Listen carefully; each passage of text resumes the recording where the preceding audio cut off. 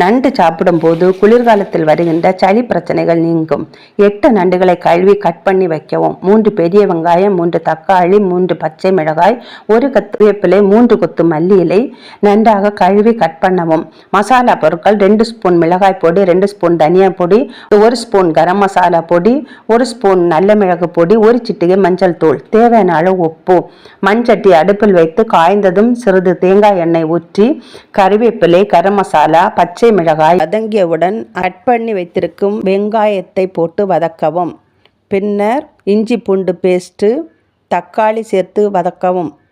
இக்கலவை வெந்தவுடன் cut பண்ணி வைத்திருக்கும் நண்டுகளை போட்டு தண்ணீர் சேர்க்காமல் 5 நிமிடம் மூடி வேகவிட வேண்டும். நண்டுகள் வெந்தவுடன் எடுத்து வைத்திருக்கும் மசாலா கலவைகளை போட்டு தேவையான அளவு உப்பு சேர்த்து கிளறி வேகவிட வேண்டும். இத்துடன்